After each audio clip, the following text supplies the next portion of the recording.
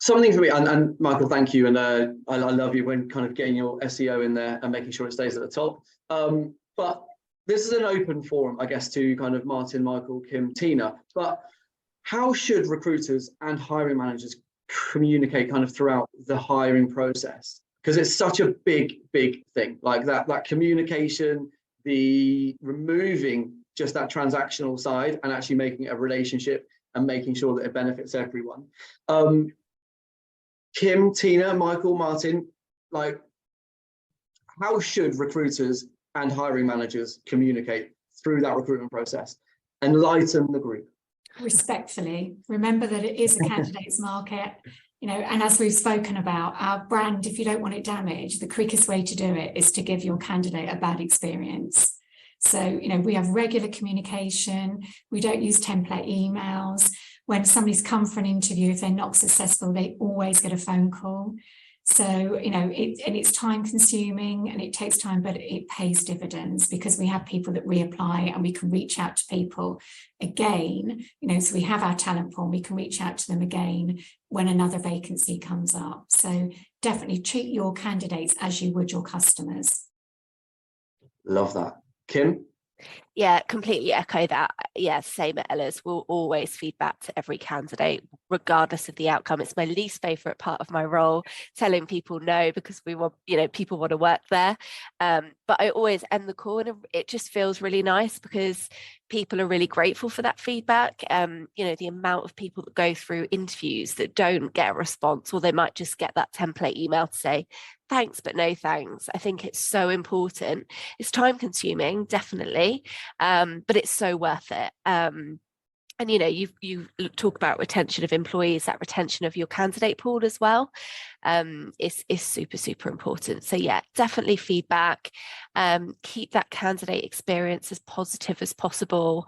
Point them in the right direction of other B-Corps. We've done that before. Candidates are really targeting different B-Corps.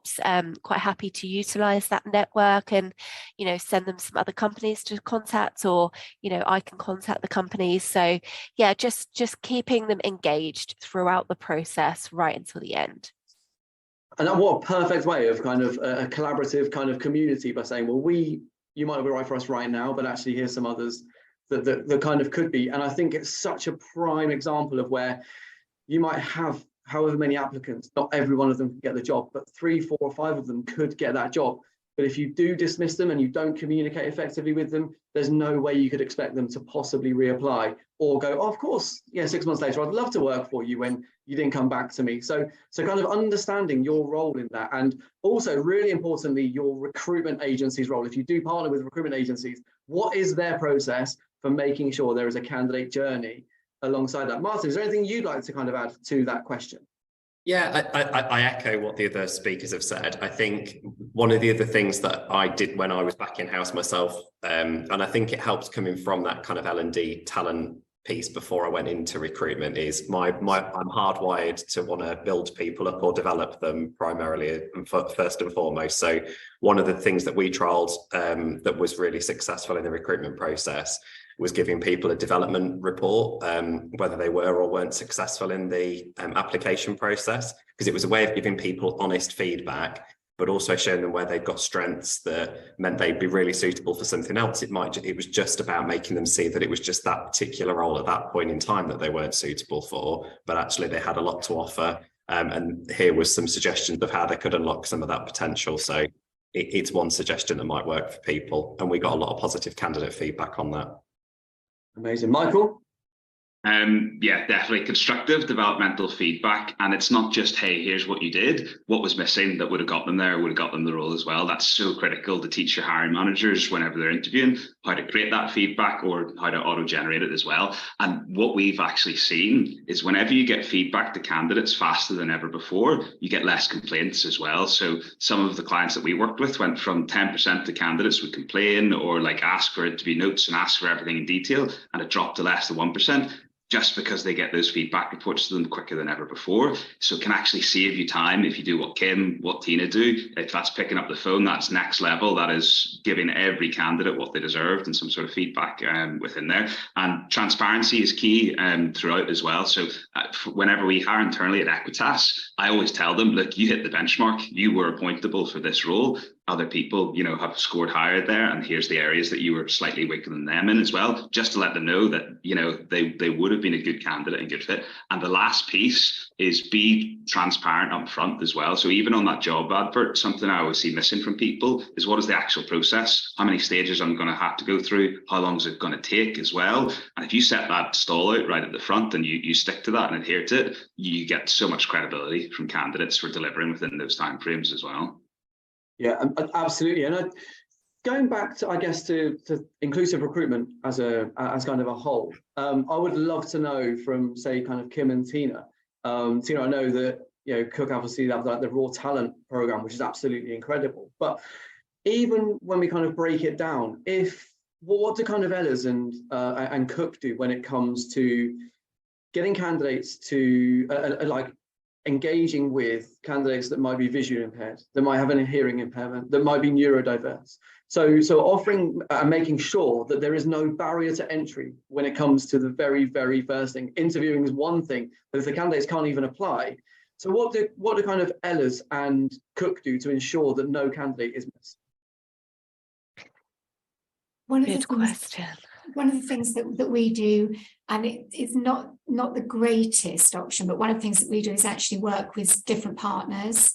So we go out, because we have our Raw Talent Programme, which is Ready and Working Programme. That's a programme that supports people back into work that have had barriers to work. So we work with prisoners, we work with people that have had different addiction problems, but we also work with people with disabilities and partners that work with people that have had different issues. So we will speak to them about people that they can refer to us, not always through our Raw Talent Programme, through our normal recruitment channels as well. And that's helped. And there have certainly been things that have helped us with our processes. So one of the things that we will do is we'll do in-person interviews. Where possible. So we find that helps, not in all cases, but in some cases we can make people feel more welcome and more relaxed if we're doing that in person. And it gives them a better idea of the environment they're going to be working on there as well, which can sort of help people feel more relaxed and more comfortable about applying for the jobs. So we'll have trial shifts and things like that as well to sort of try to support people. So I don't think we've got it 100% right yet, but that's some of the things that we're working on. I don't think anyone will ever get it 100% right, Tina. So that's why we're all here, right? What about you, Kim? Yeah, I guess for us, when we're sort of advertising the role or sort of notifying people of the process, we try and reassure people that our decisions are aligned with our values. So for us, that feels like quite an inclusive way of doing it, regardless of a disability or being neurodivergent. We talk about kind of the standard things like adaptations to interviews and the type of approach that we would take, and if there's anything that we need to do to kind of alter that. When people are successful for being invited for an interview, I talk about kind of being yourself. So we set that precedence at the beginning. So we say, we don't expect you to be suited and booted. We want you to dress in the way that you want to dress. We talk a little bit about the environment. So usually first stage is over Teams, but that's a really nice shout, Tina. So maybe we might want to kind of alter that slightly. If people absolutely hate talking over Teams, maybe then we'll give them the option to come in. But then they do have the option to come in at second stage as well, and really give them a kind of a tour of where they'll be working and meet lots of different people. So but I definitely think we've got work to do for that. I saw on the chat sending our interview questions prior to interview. That massively will support people kind of feeling anxious about the process. So I'll definitely kind of take that away as well. But yeah, I think it's a journey, right? But yeah, that's kind of where we are at the minute. And that was just going to be my next question, is there's such big kind of topics around why wouldn't organizations share questions beforehand? because the more prepped a candidate can be, surely that's going to make them more comfortable.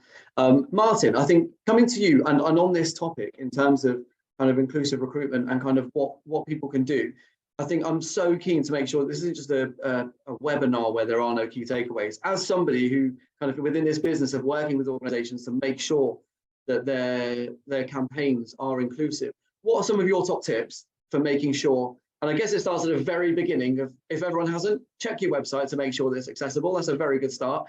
But Martin, beyond that, what is it that you would kind of give as kind of a few key takeaways?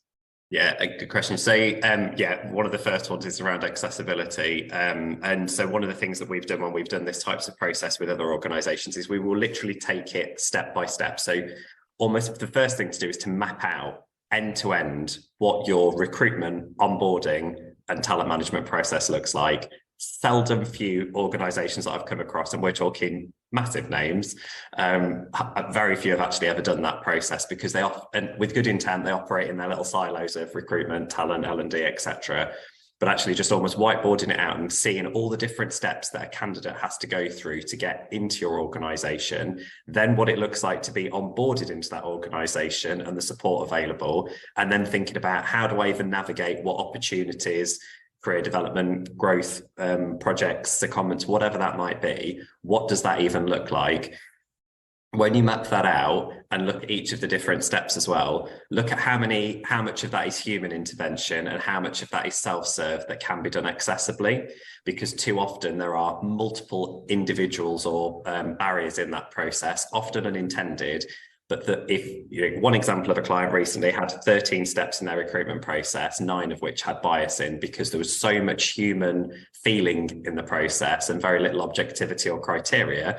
It just meant that it was down to whoever that line or the people in that process or the line managers liked, as opposed to whether the person could do the job. So even just taking some of those basic hygiene factors makes a really big difference in terms of whether your process is accessible and inclusive.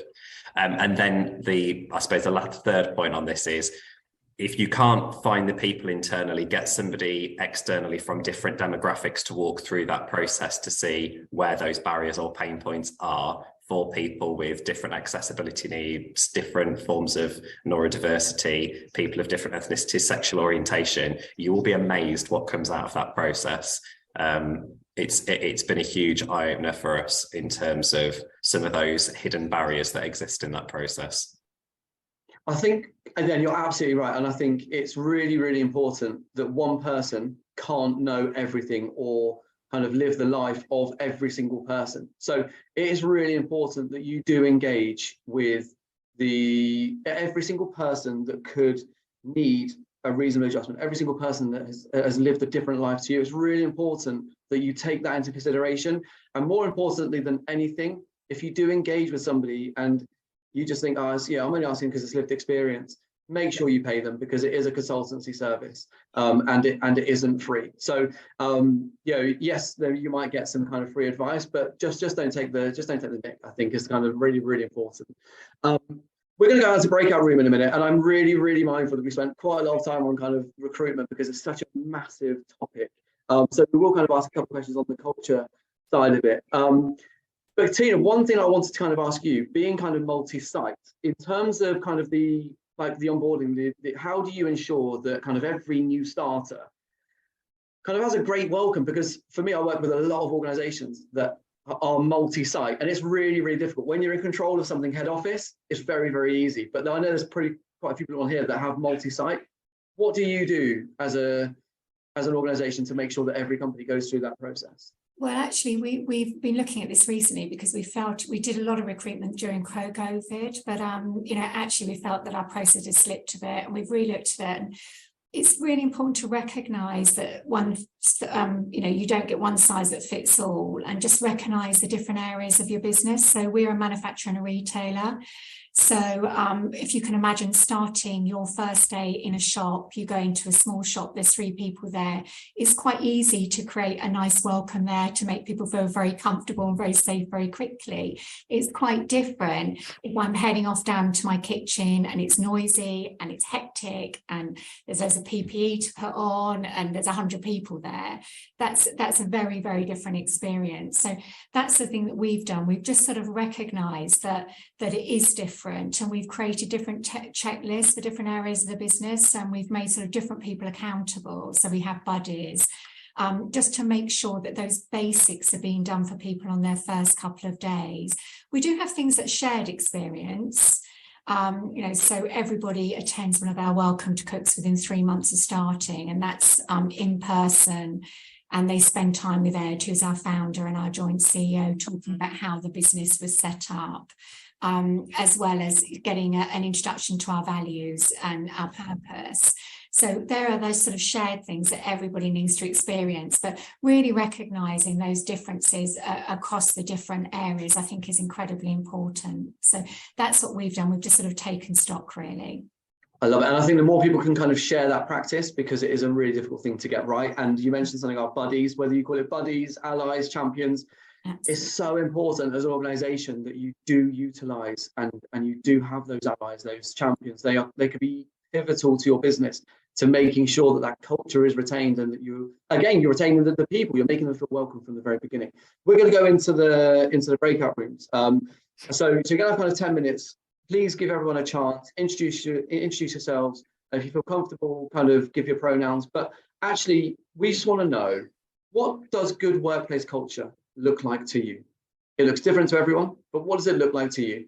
So you're going to go into breakout rooms, enjoy, and if you don't feel like speaking, then please just stay there and listen. That's absolutely fine. Hey everyone, hopefully you had kind of a good chance to meet people, have a conversation, have your say. I purposely kind of put in a reasonably broad kind of topic in what it means to you, because it means something different to everyone. And I think that's the complexity, that's the difficulty that organizations have, is just having that one conversation, trying to articulate what culture means to you. An organization has that however many times over, and it's all of our responsibilities to treat people well, to listen, to engage, to listen to their opinion, to not judge too quickly. That's all within our own responsibilities, which ultimately drives incredible culture. So it's probably driven by just being a good human being, I guess, probably more than anything else. Look, we haven't kind of really spoken too much about culture, and I'm just going to chuck it out there to Kim, to Tina, to Martin, to Michael, right? So what and how, during kind of a period of change when you're embedding new employees, you might be multi-site, how do you retain a culture within your business when you're going through growth, when you're going through a period of kind of high attrition? How do you retain that culture and be brave? Somebody speak first, because I've just opened up to all three. How long have you got? There's lots. I'll give you my favourite one because I'm conscious of time. We have loads of amazing policies. So that is my top tip for people, is really think about what policies that you've got in the workplace, because I think that links so well with retaining your talent. You know, if you want to keep people in your workplace for a long, long time, they're going to be going through lots of different stages of their lives. And just to give you an example of a couple of policies that we've launched in the last few years, we've launched a menopause policy. So we recognise that is a bit of a taboo in some places. It is not at Ella's. We've got a guide for managers that don't know what they're doing or don't know anything about it. We've got a group, Ella's, that kind of get together and talk about it. So just a really, really cool policy that will impact and really support others. Even if we've got some men at Ella's that their wives at home are going through it. So they're like, this is amazing, thank you. We launched a sabbatical policy for people that were like, going through a bit of a time where they were like, I just need some time off, but I really want to stay in my job. And one that I'm really, really proud of, and I think everyone needs this, is a fertility policy. We've got so many mums and dads going off on maternity and paternity leave, which is amazing.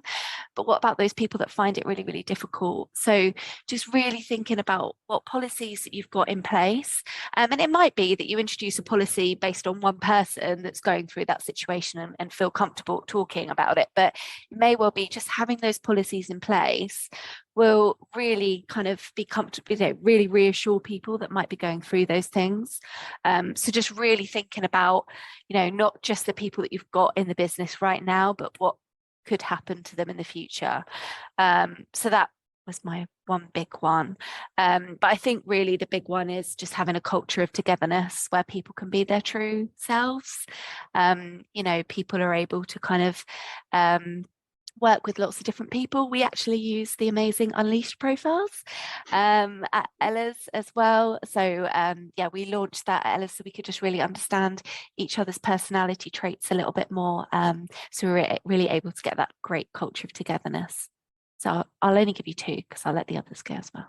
No, You're so kind, Kim. What Kim said. I mean, it's so important to have policies. One thing that I would say is just we use affinity groups to build those policies. People with lived experience rather than HR writing a policy and imposing it on everybody. We were just saying in the breakout how we all have our different views on life. So using affinity groups has been really, really helpful. It's introduced different policies that we'd never even considered having as a company, but it's come from the floor. It's what people want, so we've given them to it. So definitely use affinity groups. I would also just echo onto what you both said, that even when you're implementing new policies, make sure your policies are inclusive. Make sure that it comes at it. So, there's so much around kind of fertility, but actually what about male infertility? What about all of these different things that actually do really affect everyone and then the wider groups as well? So make sure we kind of really think about the inclusivity of the policies that we're also implementing. Mr. Mason.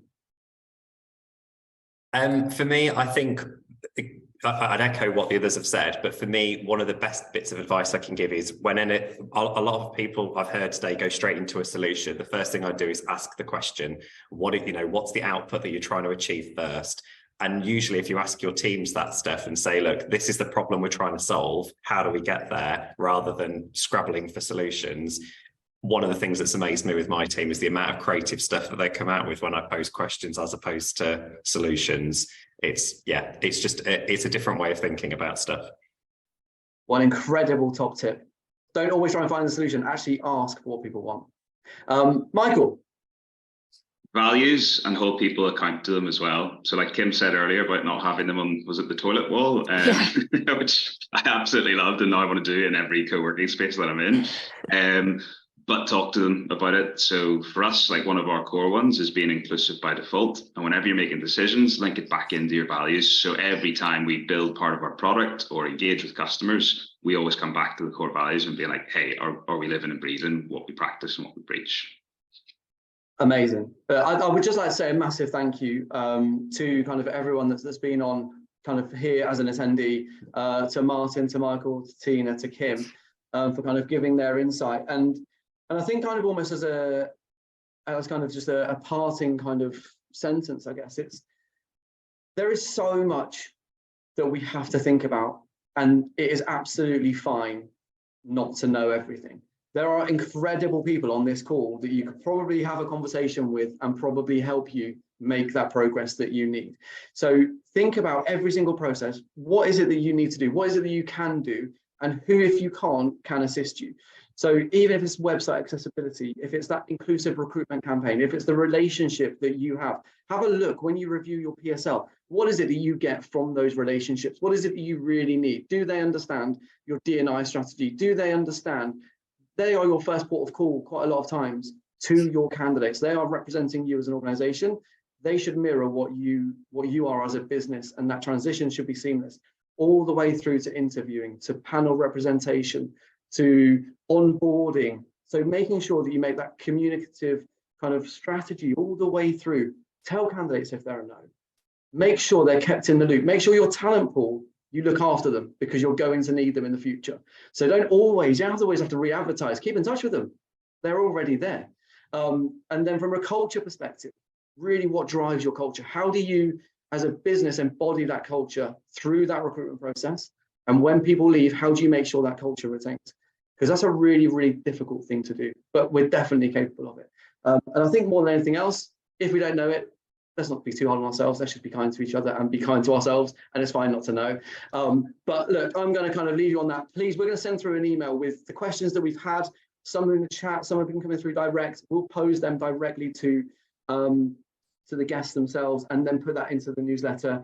This is being recorded, so you'll be able to kind of watch it and share it with your colleagues. But if there's anything that we can do or you need any connections, please just kind of get in touch with us. But once again, from me, thank you ever so much, and thank you to our guests. And have an amazing rest of the afternoon.